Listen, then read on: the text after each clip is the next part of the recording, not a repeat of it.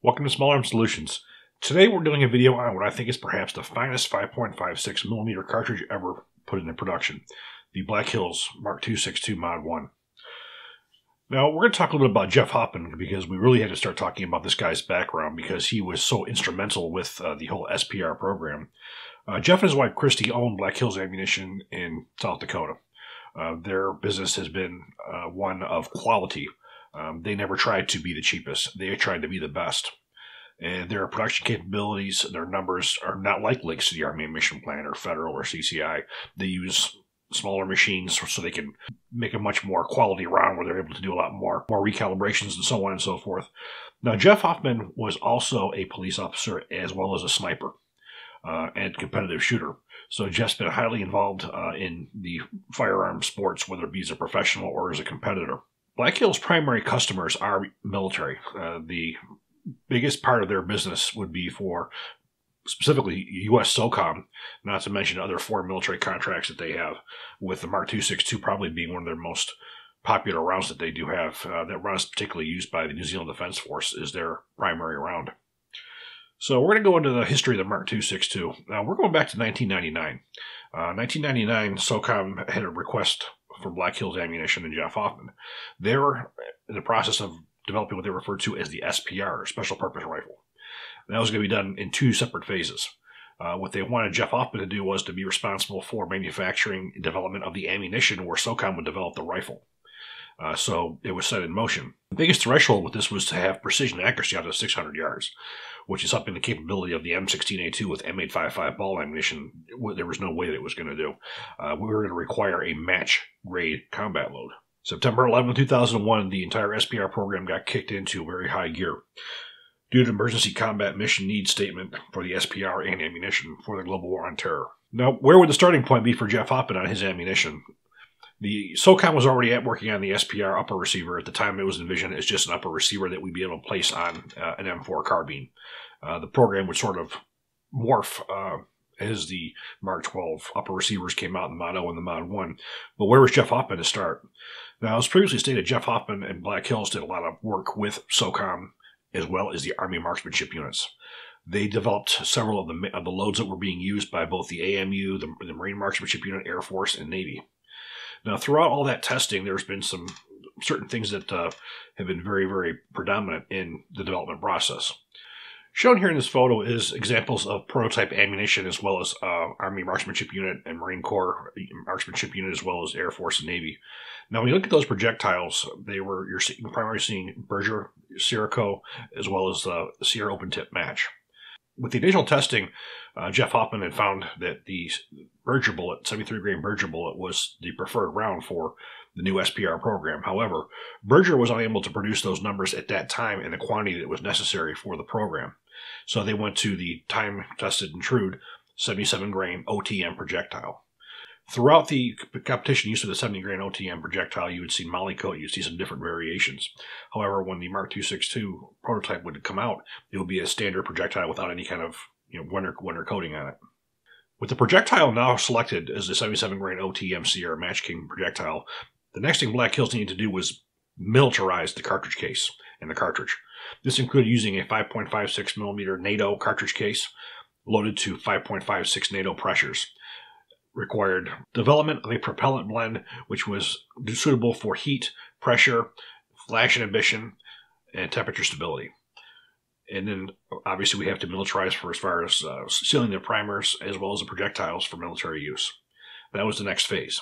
The MK262 Mod-0 was adopted in 2002. It was a sub-MOA accurate round designed out of the 18-inch SPR barrel. Testing was conducted to look at the shot dispersion from 100 to 800 meters, comparing the M16A2 20-inch barrel M855 to the Mark 12 using the MK262 ammunition. It was found a drastic increase in accuracy. The overall dispersion was drastically reduced compared to the standard M16A2 ammunition. Also, the same test was conducted with the M4A1 carbine with the MK262 as compared to the M16A2 with M855. The 14.5-inch M4 carbine was able to outperform in accuracy dispersion out to 800 yards over that of the 20-inch barrel M16A2. Now, like anything as it goes into production, you have initial teething. When the MK262 first went into production, there were some issues that were found. First was temperature stability. It was found with the initial rifles when they were used either under dirty conditions or in low and very cold conditions that they would have short stroking without the use of the suppressor. With the suppressor on, you would have additional back pressure that would cause higher port and chamber pressures that would cause it to operate. Now, during the development process of the Mark 12, initially the barrel was supposed to be a 20-inch barrel with a rifle-length gas system. Now, due to the requirements that SOCOM had, they wanted a match-grade barrel. However, the U.S. government was not willing to procure a 20-inch barrel because they already had the M16A2 and M16A4 barrels. So they had to modify to an 18-inch barrel, and they would utilize the rifle-length gas system as well. They also messed a little bit with the pressures as well, for as far as how much pressure it would require under heat conditions versus cold conditions. Black Hills went to work immediately to correct this problem. The problem was corrected by a propellant blend that was altered with a slower burning propellant that was optimized for the 18-inch barrel and the rifle-length gas system. So the round was tailored around that specific barrel configuration, that specific gas system. And after that problem was solved, a new problem came up. As we see here, we see the Mark 18 and we see the M4 as well as the Mark 12. Once the Mark 262 ammunition got into circulation with the Mark 12, it was seen that terminal performance and its accuracy it boosted the capability of the warfighter drastically. And they started to want to utilize the Mark 262 in 14.5-inch and 10.3-inch barrels. And what they found was, due to the fact that those other two, the M4A1 and the Mark 18, were fully automatic, due to that high rate of fire, you were increasing your 12 to 15 round sustained fire rate that the cartridge was designed around with the Mark 12. So a new propellant would have to be created, or a modified propellant, to be able to deal with the heat stability, so it would run properly at all different barrel lengths, the 20-inch, the 18-inch, the 14.5-inch, as well as the 10.3-inch. Another concern that came up with Jeff Hoffman during the development process of the Mark 262 Mod O to the Mod 1 was, due to the fact that these were all autoloaders, they were all feeding from a magazine, especially with the higher cyclic rates of the shorter barrels. He was concerned that due to the fact that you had that higher rate of fire, that during feeding, the projectile could be pushed into the cartridge case, which would increase pressures and would not be desirable whatsoever. So he contacted Sierra and said, he wanted to add a cannelure to the 77 grain OTM projectile. And Sierra they really did not want to do that. They felt that this was going to affect the accuracy. Jeff Hoffman was very persistent with this. He really believed that this was the right thing to do, and he was finally able to convince them to do it. Once the new projectile was tested with the cannelure, it was found there were no consequences to the cannelure for as far as accuracy whatsoever. So the cartridge gained the reliability of the feeding issue, but it also maintained its accuracy. 2003, Mark 262 Mod 1 was introduced. Now the Mod 1 was an improvement over the Mod O for all other reasons we just discussed. You had the improvement in the projectile going to a cannelure projectile. You had temperature stability propellant for use with all different barrel lengths from 10.3, 14.5, 18, and 20-inch barrels. You had flash inhibitors. You had stability for use with suppressors.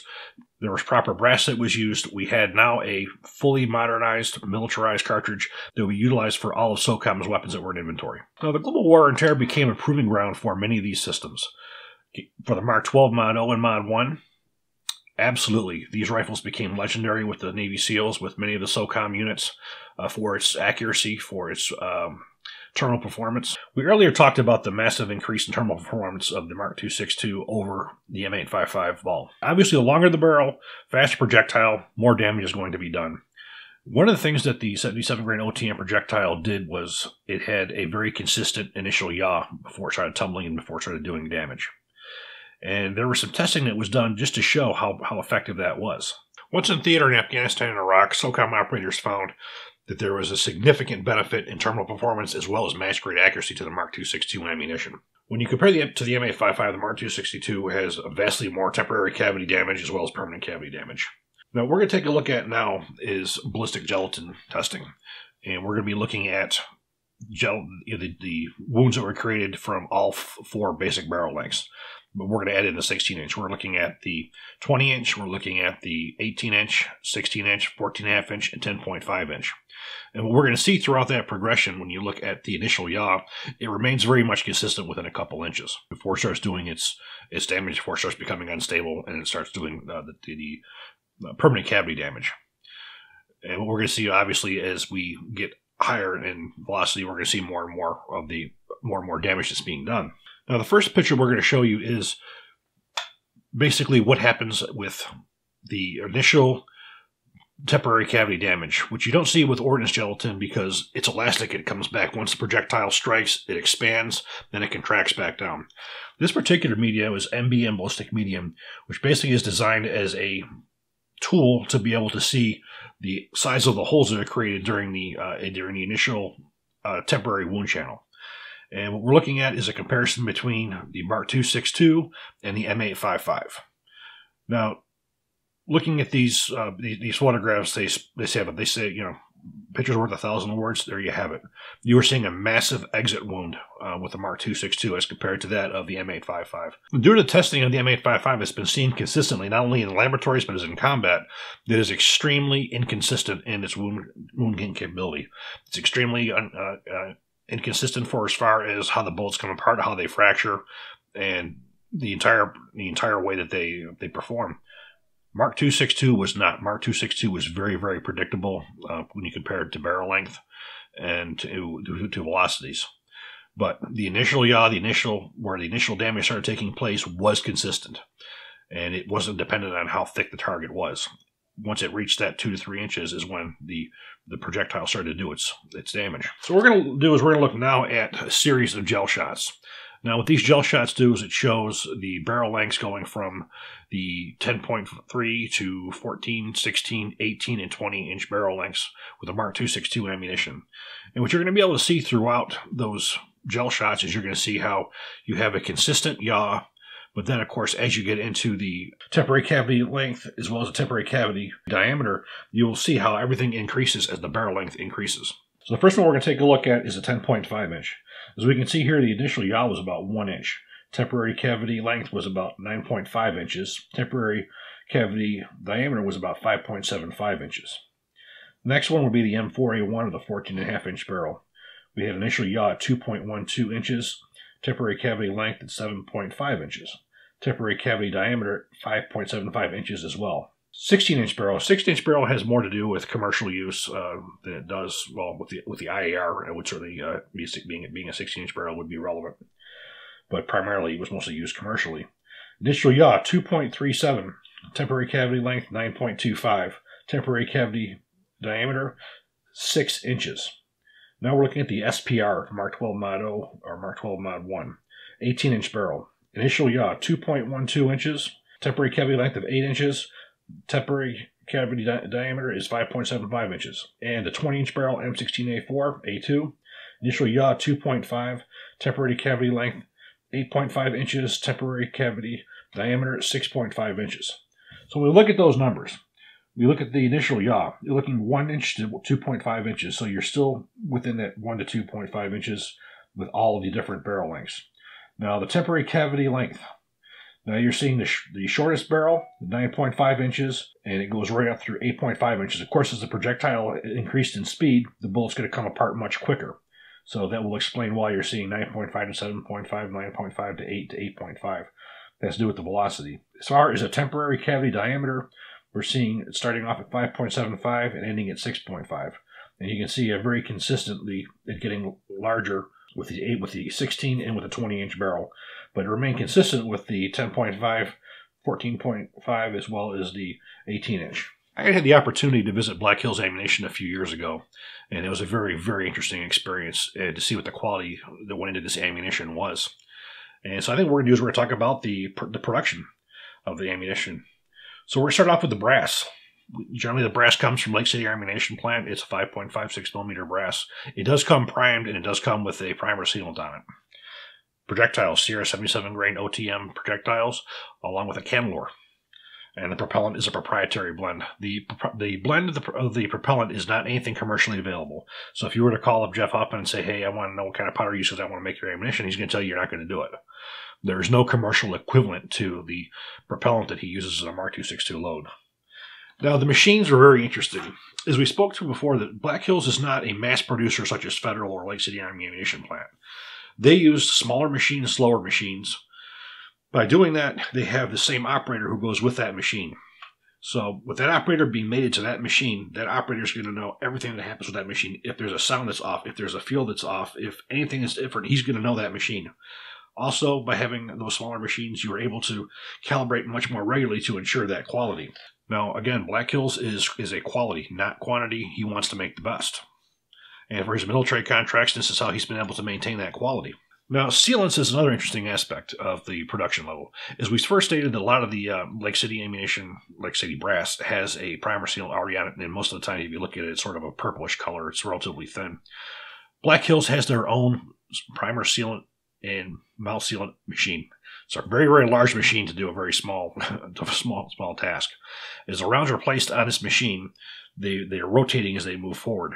You have a needle that comes out, which places a dab of the sealant on the cannelure on the cartridge, and as the cartridge is rotating, it spreads that sealant all the way around the projectile cannelure, sealing that. Then the next stage on there has a needle that comes down and it goes all the way around the diameter of the primer. This is a much more durable and a much more high-end or high-quality sealant that is used by that Lake City ammunition plant. Now, over the current years, I can't say for sure whether Black Hills is using their own brass now or they're still using Lake City.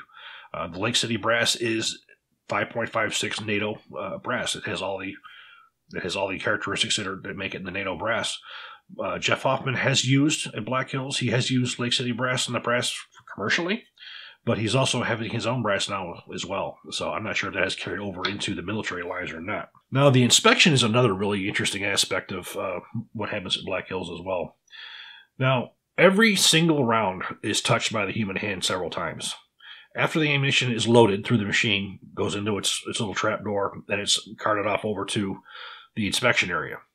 Now you'll have somebody who will pick up those rounds and they will roll them in their hands and they will inspect for any kind of a deformation, any kind of anomaly. If there's even the smallest amount of anomaly, that round is pulled out of there. It's put in what they call seconds. Seconds is basically a white box. Mostly that's only sold to manufacturers for testing, but occasionally you can see it for sale. Seconds, there's absolutely nothing wrong with the ammunition. It's not that absolute perfect standard that they have for military and their commercial use for this ammunition. So once it's inspected, generally twice, it's going to go into a box. It goes into a 20-round box. It can also be placed in stripper clips, however the packaging is needed. But normally it's issued in a Mark 262 in a 20-round box. So after it goes into the box, it goes to a scale. That is the last quality control method. So every box is placed on a scale. Now, if there's any abnormalities in that weight, that box will be pulled. Now, what could cause that? Say somebody snuck a 69 grain projectile in there. So it would tell the difference between having 19 rounds of 77 grain and 1 round of 69 grain. That would cause a red flag and cause that to be taken. Also, if the box wasn't full, that weight would come up. Or if there was any kind of anomaly with, God forbid, 2 projectiles being pushed in or whatever, those weights would be a red flag. Every box of Mark 262 military ammunition goes through that process. It has to go on that scale. From there, you go into packaging for shipping. Now, at that point, you can place them in stripper clips, put them in bandoliers, or you can leave them in boxes. Now they're going to go into an ammo can. The ammo can is going to have, it's going to be sealed up with a tie strap, locking it in place. And it's going to be placed in a crate. Now, the other thing that will go in with these crates is for each lot there is a quality control test sheet. This will test each and every lot for accuracy out to 300 yards. It'll test it for velocity. Now, for as far as exactly what information is provided, it's depending on the contract. Some will require, for instance, a group at 300 yards and muzzle velocities. Some 100 yards. It's whatever that particular customer needs. Now, in that list, you will also see every condition, whether it was temperature, whether it's humidity, barometric pressure, whatever. That information is all in there, so you know the exact situation that test was done under. Because Black Hills has their own laboratory; they have their own firearms lab, which they're able to test in these conditions. So a report's given with every single lot. So from there, the ammunition goes off to Anniston or SOCOM or Crane or wherever the ammunition is going to go. Now, like anything else, whatever the military has, the commercial market wants. So Black Hills has offered a 5.56 millimeter 77 grain OTM projectile for commercial use. Now, this ammunition, for all intents and purposes, is Mark 262. Initial runs of this ammunition did use different propellants. Unfortunately, during the major times of the global war on terror, the propellant manufacturer that the Black Hills utilizes is out of Europe. They had a little issue with blowing up part of the plant, and when that blew up, they were very limited on what propellant they could provide for the U.S. government for the Mark 262 ammunition and SOCOM ammunition. So the ammunition that was loaded up for commercial use utilized more of a commercialized propellant. As time went on and things got improved, everything pretty much switched over. So the ammunition that you're seeing now is basically the Mark 262 in a commercial packaging. It's not inexpensive. You're looking at an average MSRP of like $59 a box. Because, again, you are looking at precision ammunition, the best of projectiles, the best of propellants, the best of brass, the best of everything. And when you see the results of accuracy, you will understand exactly why you're paying $1.17 a round. That is what you are paying for. Another part of the commercial ammunition is the factory seconds, which is normally provided in a white box. We've touched on a little bit about factory seconds before. Now, factory seconds are this ammunition, Mark 262 military or whatever, which there could be a slight blemish, a slight oil dent from when it was sized, or it could be a little bit of additional primer sealant that got onto the cartridge case. It could be any of those little small things that it was rejected for. Then it would go into the seconds. And again, very rarely do you see that for sale commercially, because again, mostly companies who are manufacturing for U.S. military, Colt, companies like LMT, companies who have customers who utilize this ammunition, they want to test with the same ammunition that their customers are going to be using. That's where a lot of the seconds go. So that brings us to SHOT Show 2020. This little baby that you see here, Black Hills introduced as the Mark 262 Mod 1-C Mil Pack. They want to offer their customers the closest thing possibly they could get to actual packaged U.S. government Mark 262 Mod 1. Same ammo can. For the most part, it's the exact same writing on the ammo can minus the C. C obviously means commercial. Mark 262 Mod 1-C. C is for commercial. So what we have here is you have 20 round boxes, 460 rounds. And one of the neatest things about this ammunition is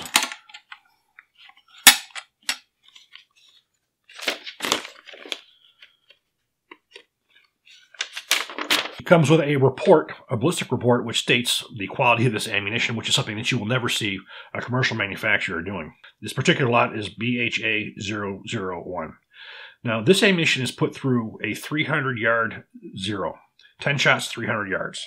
It was done a couple times, and it has also all the conditions that everything was under for as far as temperatures, barometric pressures, and all that good stuff.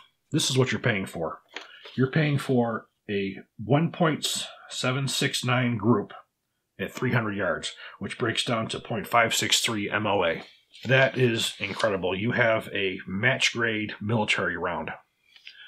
And this is coming with every single ammo can of the Mark 262 Mod C. Now, again, not inexpensive.